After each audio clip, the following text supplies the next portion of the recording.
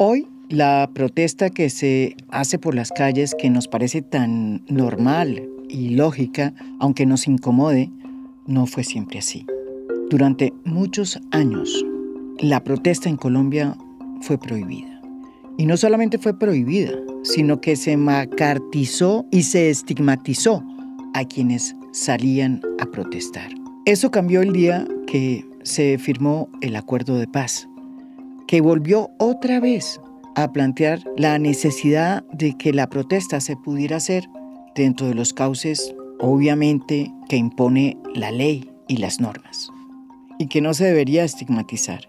Sin embargo, cuando llegó el estallido social, luego de la época de la pandemia, y los jóvenes, en su gran mayoría desesperados porque no tenían oportunidades de educación ni de empleo, salieron a protestar, fueron reprimidos de nuevo por una fuerza policial que no entendió lo importante que significa para una democracia permitir la protesta social. Hoy, finalmente, las protestas están abriendo camino.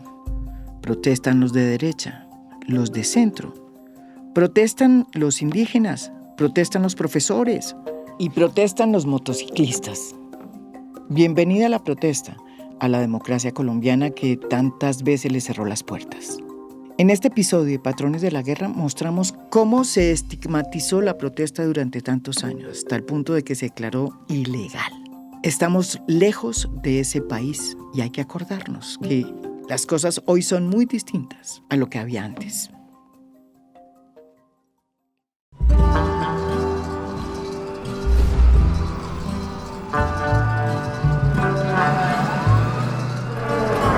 Aquí tenemos una policía descompuesta que te amenaza, aquí tenemos las autodefensas gaitanistas que te amenazan, aquí tenemos fuerzas oscuras que matan líderes sociales. Lastimosamente en Colombia, para poder ser escuchado, hay que hacer algo. Cualquiera que piense diferente a ellos son enemigos. ¿En qué estado estamos? ¿Qué gobierno nos está gobernando? Hay unos pocos que ven en este derecho a la protesta una oportunidad de agitación basada en mentiras. Disculpe las molestias, estamos transformando el país. A ver, estamos aquí en Cali, detrás mío estaba la estatua de Sebastián de Belalcázar, que fue el fundador de Cali. Pues las protestas que se han hecho en el 2019 en el país produjeron aquí en Cali un cambio. Los indígenas Misak decidieron tumbar la estatua, cosa que fue considerada por muchos estratos como un acto de violencia. Y los indígenas dijeron que lo hacían porque el Sebastián de Belalcázar había sido no un fundador, sino un perpetrador porque había matado a su gran jefe.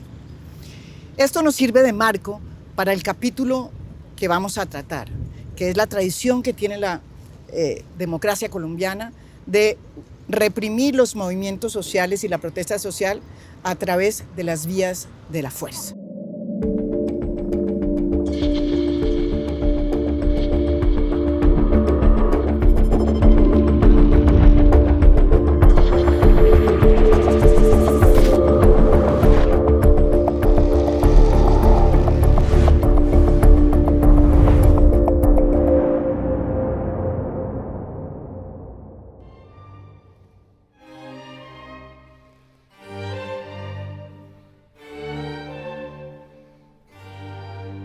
Un político que fue muy conocido en su época porque era un liberal así, raca mandraca, llamado Darío Echandía, dijo, un poco cansado de la manera como convivía la represión con la institucionalidad democrática, ¿sí? Dijo que la democracia colombiana se comparaba o era similar a un orangután con sacoleo.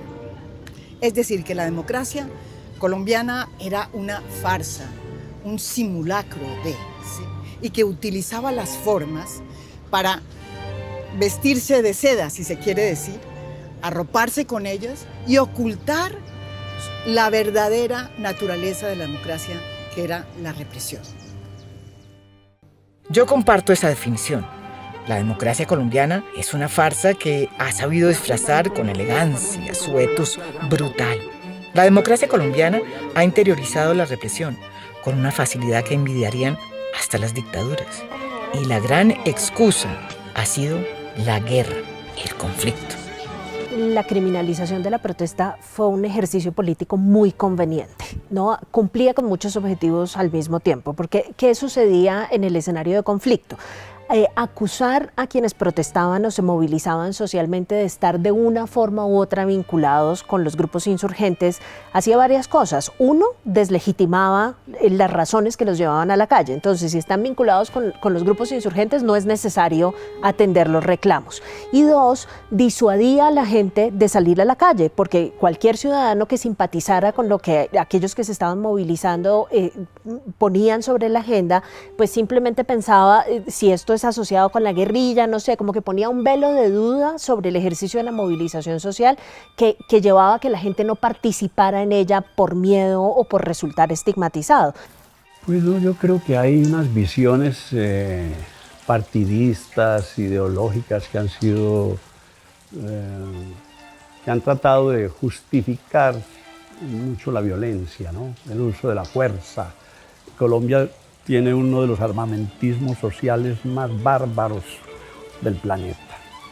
Es decir, en estos últimos años, algunos muy suavecitos dicen que se han triplicado el número de armas en las ciudades, yo no sé cuántas. Es que el ejercicio y la labor de la policía y de la fuerza pública todavía está muy mediada por la lógica del conflicto armado. Entonces es muy difícil pedirle a la fuerza pública que utilice el chip de proteger a la ciudadanía en el escenario de protesta social y el chip de la amenaza interna y de la lógica del conflicto armado cuando esté combatiendo la insurgencia, porque en Colombia se fundieron las dos lógicas por cuenta de este contexto tan particular que era el conflicto armado. Yo soy líder social desde hace muchos años y actualmente uno de los voceros de los puntos de resistencia acá. ¿Por qué hacen los bloqueos y cómo le explican a la gente? Bueno, nosotros bloqueamos como un ejercicio de resistencia, como un ejercicio efectivamente para incomodar, porque incomodar de hecho ya es un acto de pedagogía en el marco de la normalidad, que la gente sepa que estamos en paro, que la gente sepa que las cosas están mal y que la gente sepa que estamos negociando con el gobierno como jóvenes. Estoy aquí porque estoy cansado ya de mucho tiempo, no solamente este mes, vengo luchando hace mucho tiempo, porque estoy cansado de las injusticias, de que no hay empleo, de que no hay estudio, de que no hay un buen estudio, estamos cansados de la pobreza. Nosotros somos jóvenes estudiantes y nosotros hemos pasado por lo que muchos han pasado. Necesidades. Y pues digamos que uno como estudiante se pregunta por qué invierte tanta plata en el ESMAD y no en el estudio. Entonces digamos que eso también es indignante, que nos maten los líderes sociales, que se maten tantos líderes sociales al año, que maten tanta gente al año y no se haga nada en este país. Esta manifestación es muy bonita porque nos da la oportunidad de poder mover nuestro cuerpo, nuestro templo de la manera que nosotros queramos, en un momento pues donde nos han reprimido tantas cuestiones, sobre todo a nivel artístico. Pues yo diría que nos equivocamos al principio porque nos enfocamos demasiado en el vandalismo y en la destrucción. A mí me duele, o sea, yo he trabajado con el mío, pues que es un sistema imperfecto, pero me dolió profundamente que estuvimos quemando las estaciones.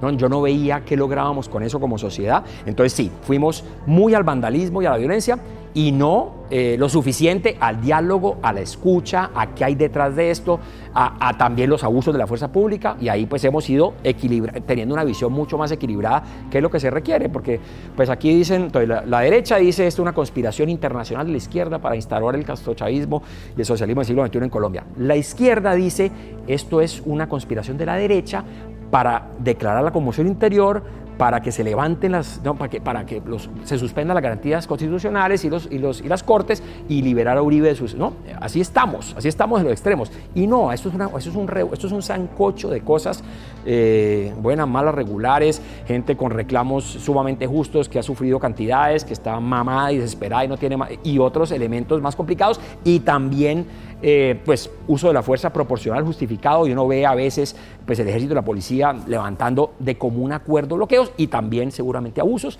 y es una situación complejísima, ¿no? No se puede caricaturizar pues, como lo hacen ciertos extremos.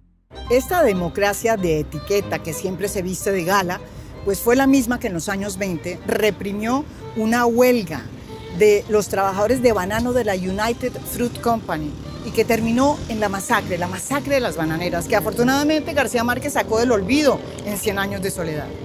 Pero también es la misma democracia que en los 40 le abrió espacio a la marcha del silencio, la de los candelabros, la de las velas, la de las luces, y que se hizo precisamente para denunciar los atropellos del gobierno de ese momento contra la oposición.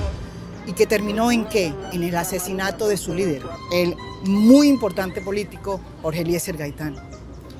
Ese fue el comienzo de la época más grotesca en términos de violencia y que se escribe hoy con V mayúscula.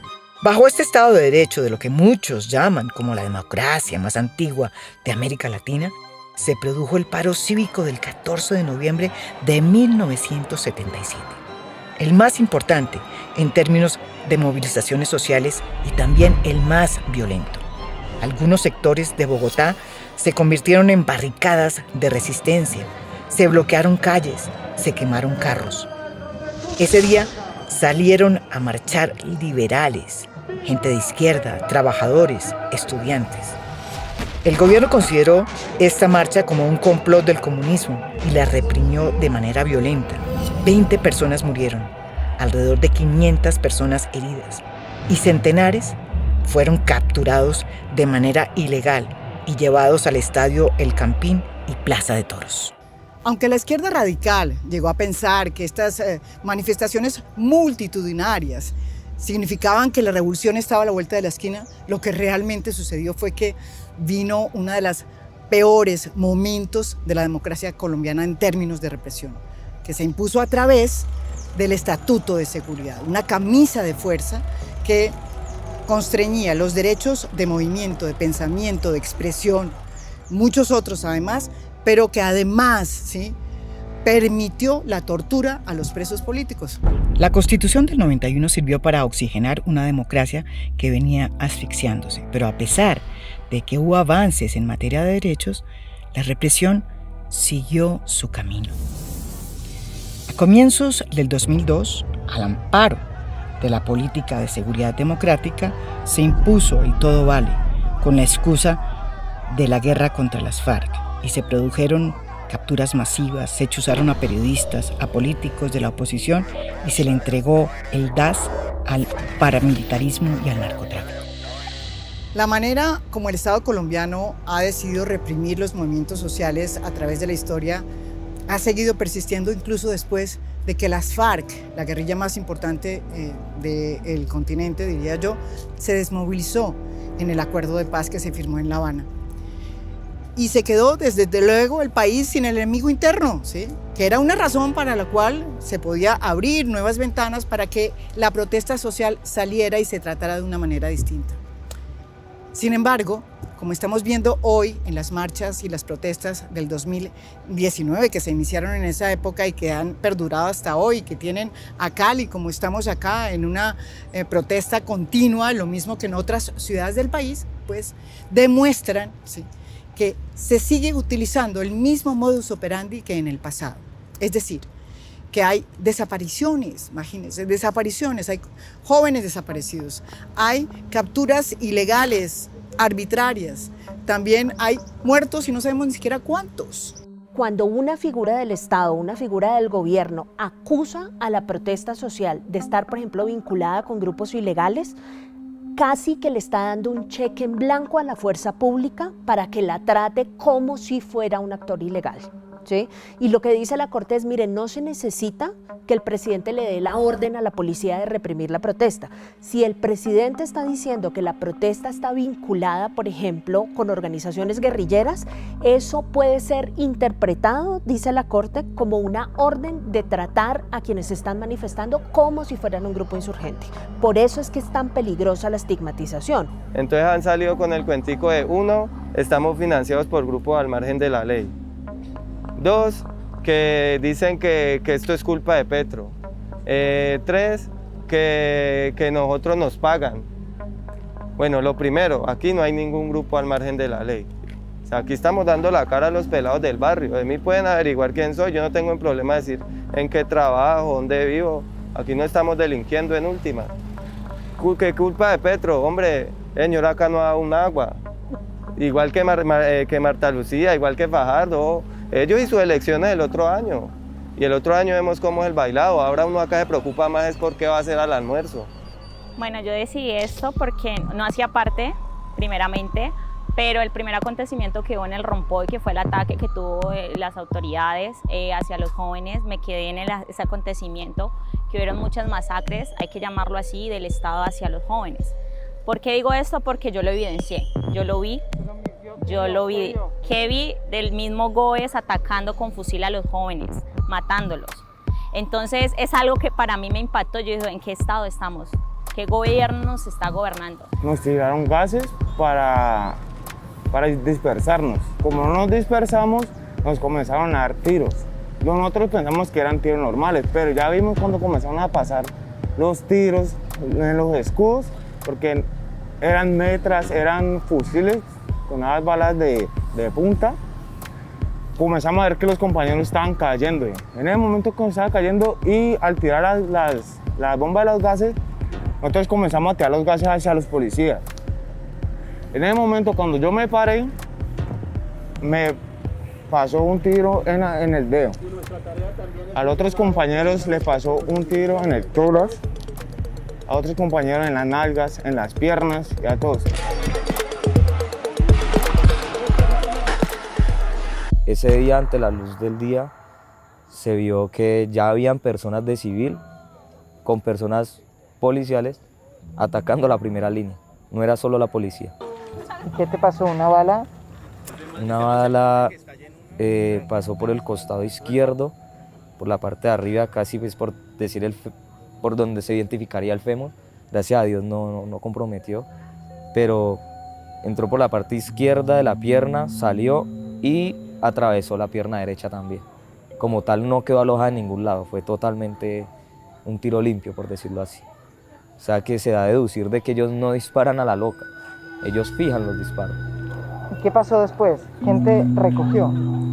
Afortunadamente, como te digo, estaba tratando con un compañero, lo tenía frente a mí, le dije, necesitamos escudos. En ese momento que me flagelan las piernas, lo único que puedo hacer es colgarme en los hombros de él. Me cuelgo en los hombros y en ese momento se escuchan demasiados disparos atrás mío, porque esa era la idea de las personas que nos querían, los policías. Ellos se disparan en las piernas y arremeter con las de trauma para que nadie se acerque a ayudar al que está herido, porque esa es la idea de ellos, retomar el herido. Y gracias a Dios pues tenía a mis compañeros cerca y no me dejaron morir, incluso los que me ayudaron salieron heridos también. Los jóvenes no han tenido como tal esa facilidad de acceso al sistema de salud y más pues cuando han tenido estos procesos porque por el mismo miedo de ser judicializados, entonces pues no asisten y también se ha visto que algunos centros hospitalarios por evitar conflictos han negado la atención de estos pacientes. No sé, ¿de verdad hay casos de esos? Sí. ¿Qué casos? ¿Usted ha visto casos? Sí, hemos presenciado casos en los que hemos remitido pacientes de urgencia y han sido regresados. ¿Por el hecho de estar formando parte en el conflicto de la protesta? Sí. ¿O por el hecho de ser de Puerto Resistencia o de Siloé? Por el hecho de participar en la protesta o de que se considere pues manifestante. Decidimos organizarnos, decidimos salir con chaleco, poner nuestro pecho, poner nuestra vida para poder salvaguardar todo lo de los manifestantes porque es un derecho constitucional que todos y todas tienen. Entonces por eso fue que nos organizamos, porque ya estamos cansados de que de verdad todas estas atrocidades por parte de la fuerza pública se siguen cometiendo. La alternativa de la lucha armada ahorita no es la respuesta para la juventud. Para nosotros, si no funcionó en los 60 con todo lo que fue la Revolución Cubana, si no funcionó con todos estos ejercicios como fue el M-19, como fue las FARC, como fue el ELN, si el país se desangró por esto también, si lo único que generó fue guerra, desolación, muerte, esta no puede ser la respuesta. Monseñor Darío Monsalve también dice que para poder desactivar de nuestra cultura política esa obsesión por criminalizar la protesta social, lo primero que hay que hacer es abrirle camino al diálogo. Diálogo entre diferentes, diálogo entre dos personas, entre dos mundos que nunca se han escuchado. Por primera vez, esto está sucediendo en Cali, entre empresarios, entre estudiantes y líderes de primera línea. Yo lo único que digo fue lo que le dije esta mañana a Monseñor. ¿Cómo somos capaces de generar confianza entre esos muchachos y los que tenemos la posibilidad de darles sin violencia una salida a su situación? Que seamos capaces, que entendamos que no es solo el Estado el que los va a sacar de este lío, es que el Estado y la empresa privada vamos a ayudar para sacarlos de esa situación donde estamos.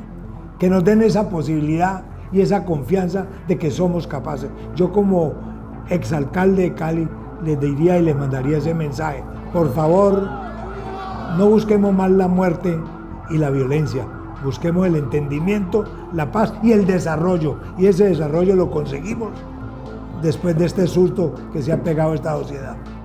Pero a veces uno está, y lo decían los empresarios, está tan metido en su cuento y entonces delega ciertas cosas a una fundación que no se da cuenta de lo que están sufriendo muchos. Una de las fuentes de transformación social más eficientes que tienen las sociedades es la movilización social.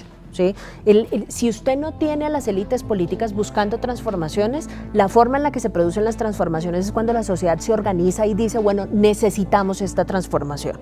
Esos son factores de cambio cruciales. Luego, frenar el derecho a la protesta es una forma de construir política pro status quo. ¿Sí? Es una forma de mantenerse en el poder y de mantenerse en el poder con las políticas tradicionales implementadas para favorecer a los mismos de siempre. Si este país persiste, pese a que ya el enemigo interno no está, si persiste, repito, en seguir utilizando la represión para acallar los movimientos sociales, muchas cosas pueden suceder. Desde luego, la primera es que la democracia pues se quita de una vez por todas su corbatín o su etiqueta o su sacoleva o lo que tenga y queda desnuda. ¿Sí?